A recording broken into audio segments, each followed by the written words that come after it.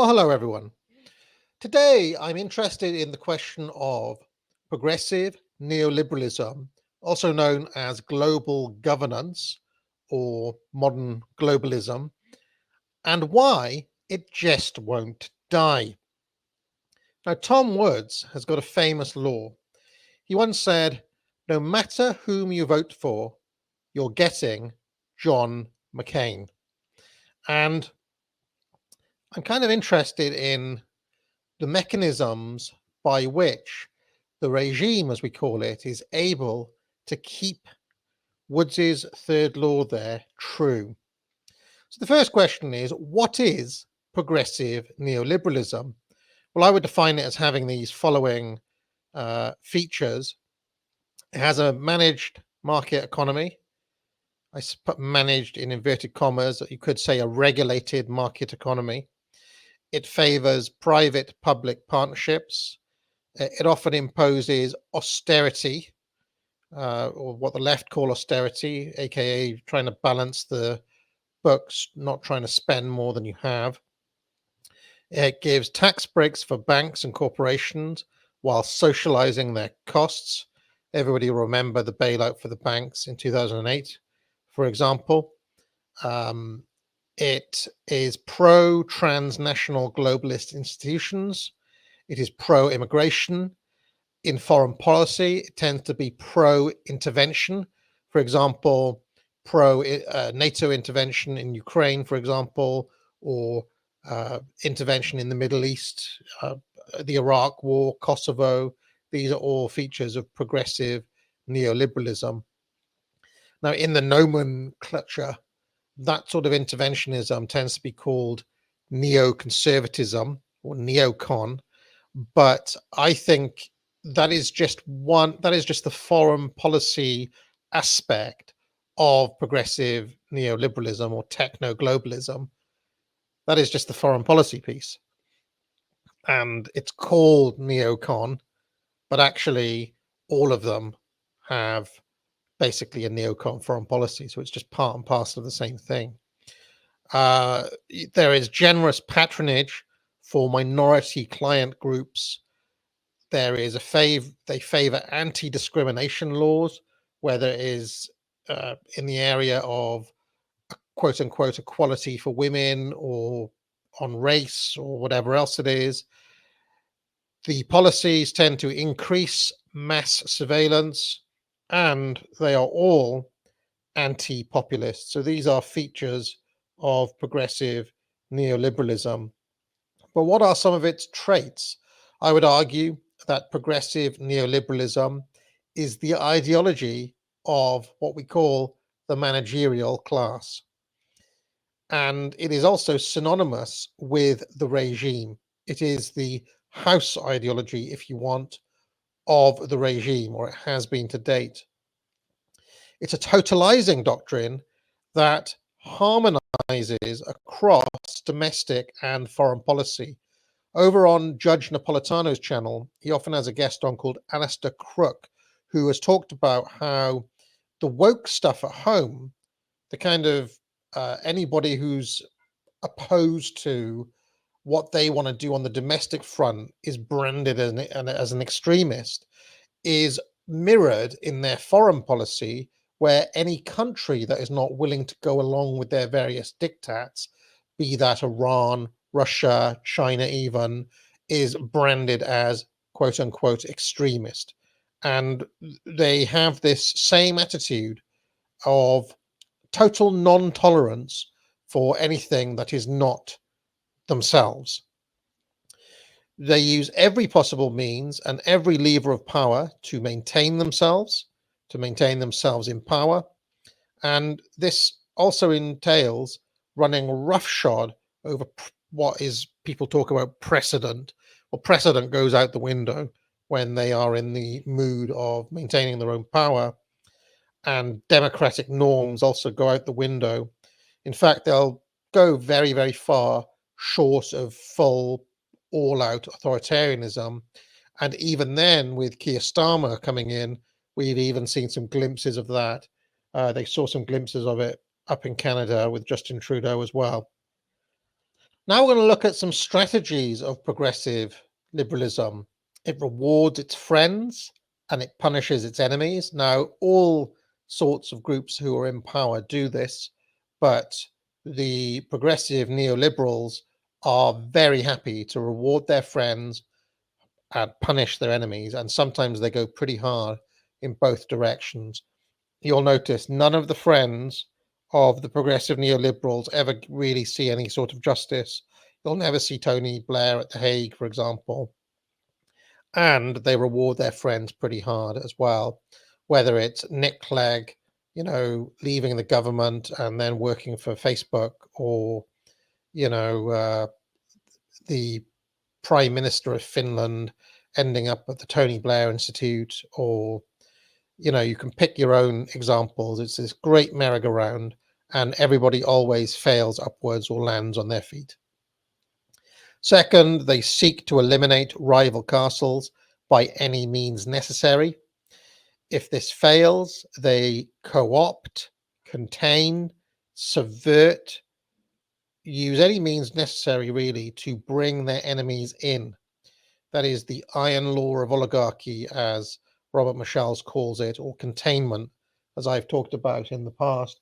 And in the second half of this video, I'll look at some of the ways I think that Donald Trump has been contained using some of these methods. Fourth, they never accept defeat. And finally, they never accept no for an answer, even if they do take occasional defeats. They never actually give up and they always come back. They're relentless in this way. So in the second half of this video, I'm going to look at 3 case studies. I'm going to look at Britain, I'm going to look at France, and I'm going to look at the United States as 3 examples of how the progressive neoliberal centre has managed to maneuver, despite being historically unpopular at the moment on both the left and on the right. I'm going to have a look at how they've maneuvered to nonetheless maintain an iron grip on control. It's like a zombie that never dies and never gives up. But first, consider buying a course at the academic agency. Many courses available. Pick one up today.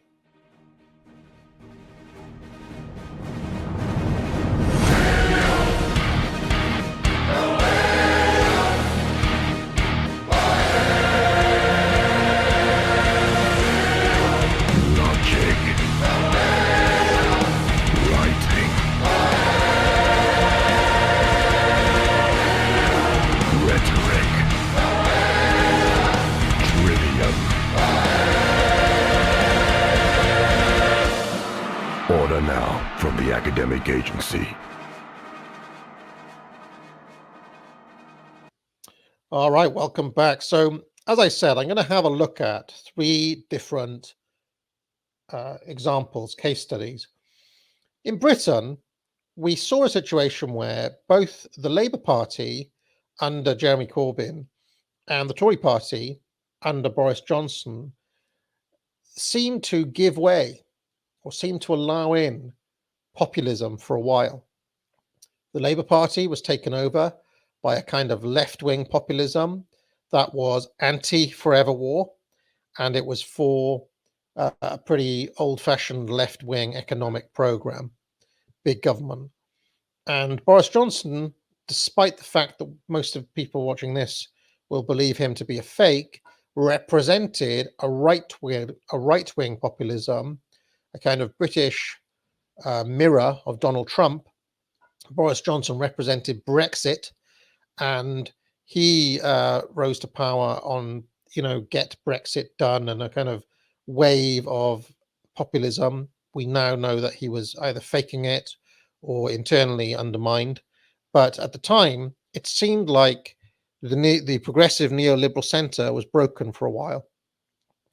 Unfortunately, the elites shut down, sabotaged, betrayed, and schemed their way to reassert the neoliberal centre. Jeremy Corbyn was absolutely destroyed. The supporters of Corbyn have been purged and sidelined and silenced in the Labour Party. and Keir Starmer has ruthlessly taken over that party and brought it back into the neoliberal centre. Boris Johnson was betrayed. Then, when the members picked Liz Truss, she was couped, and the powers that be decided to install Rishi Sunak. And you know what happened at the election. Keir Starmer, then, we know to be Tony Blair's man, was back in power, despite him being ridiculously unpopular, and despite Rishi Sunak being a man who basically nobody wanted. That's what we ended up with, because the progressive neoliberal centre will not take no for an answer. Jeremy Corbyn is now history, as of not even a mem. He's been kicked out of the Labour Party. Boris Johnson is now just a relic, kind of writing bits for the Telegraph and things like that. In France, despite the legislative elections producing great results for both the Popular Front and the National Rally, that is the so-called far left and far right in France, the neoliberal centre refused to work with either. Macron could have decided to ally with the left against the right, or he could have decided to ally with the right against the left. He refused to do either of those things, and then appointed his own centrist prime minister, Michel Barnier, who people in Britain will remember from the Brexit negotiations. He was the EU's negotiator on Brexit. And essentially, France, they still have a progressive, neoliberal, centrist government. Michel Barnier faced a vote of no confidence just a couple of days ago, which he survived. And despite the fact that almost nobody in France wants these people, that's still the government you're going to get. And I find it really interesting that increasingly the progressive neoliberal centres, like, we don't actually give a shit what the people think or want. You're going to get us anyway, and hard cheese if you don't like it. Now, in America, the situation is a little bit more interesting because they tried every tactic under the sun to destroy Donald Trump. They tried to impeach him twice when he was the president. They undermined his presidency with the Russiagate nonsense. There was the whole business of the 2020 election, which in many people's eyes is not legitimate, never has been. Then there was the whole January the 6th thing, the multiple trials, the assassination attempts. I mean, every single thing you could think of to get rid of Trump, they've tried. And now we're, literally weeks away from the next election. And it seems like the regime have basically given up. And they're like, well, okay, if we cannot destroy Trump as a rival castle, we're just going to co-opt him and bring him in. We're just going to wear MAGA as a skin suit for our thing now. And I believe this has been the case for a while. I have argued for some time that the regime actually want Trump as someone who will be able to unify the country. And that is because, if you notice, the people who opposed Trump 8 or 9 years ago no longer oppose him today. In fact, they're perfectly happy and comfortable with Trump being there. Not only have we got people like Elon Musk, posting Milton Friedman videos. I mean, were the original MAGA supporters all big on Milton Friedman? I don't remember that. Milton Friedman was one of the architects of what I'm calling progressive neoliberalism here. So not only do you have that, but you also have things like Ben Shapiro, a very prominent former MAGA supporter. I won't name who it is, but you'll know who I'm talking about, those of you in the know, recently said, MAGA is dead. If Ben Shapiro is supporting Donald Trump, MAGA is dead. And what he meant by that was Trump was meant to be, just like Jeremy Corbyn, against the forever wars. And now it seems like Trump is on board with the forever wars, or at least he's on board with the bombing Iran into the Stone Age or whatever it is they want to do. Okay. So that is seen by lots of Trump's base as a betrayal of what MAGA stood for. And on the Elon Musk side, well, it's okay. Milton Friedman and low taxes and all of this sort of stuff. I mean, it's basically National Review. Donald Trump is basically running for stuff that National Review would endorse. And then on the other side, Kamala Harris, even though she picked Waltz as her running mate, which I think was a mistake, as I mentioned recently, she has campaigned by tacking to the neoliberal center. And that has upset the core support for Kamala Harris on the left. For example, over on the Young Turks, they said this recently. Tight. Running towards populism and trying to serve the average American works. Running towards big business and Dick Cheney does not work. It's a bad strategy. Hiding from the press does not work. Saying that you're the same as Biden does not work. Saying Trump's a bad guy, brother. I mean, but the point is that I wish I was wrong about it, but you could see these trends. We're not wrong. There's a reason why Bernie had a 12-point lead on Donald Trump on election day in 2016. It's not because we're biased towards our side. It's because economic populism works. Hey, I'll tell you when I don't think these days progressive social issues are a winning strategy. So even though it's taken almost a decade for the regime to bring Trump in and to contain the threat of MAGA and the threat of the radical left and, wokeism run amok, for example, I think they've actually successfully done the same thing in America that they did here. Donald Trump is basically just Boris Johnson now, in so many words, Okay, he's got more charisma than Boris Johnson, but basically he's Boris Johnson. And Kamala Harris, well, basically she's Keir Starmer. So the progressive neoliberal center never gives up and always seems to win. This is the power structure that is dominant in the world today. And I just find it very interesting that they always seem to come out on top in that way. Great man once said, we need to clear them out. There needs to be a new start. And I agree with that. Things aren't going to change in the world unless this situation that I've described in this video stops.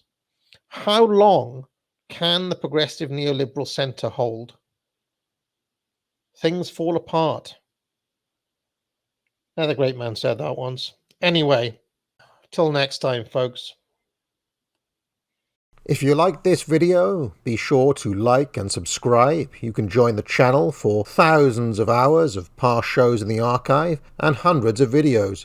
If you have any questions, you can leave a super chat or a super thanks, and I'll be sure to pick it up during my weekly office hours, which run every Tuesday afternoon. I also provide courses at the academic agency, which I encourage people to buy. Thousands of students now have taken the Trivium to improve their skills in writing, logic, and rhetoric. Just 3 of many courses available. Buy it now. But most importantly of all, friends, get out.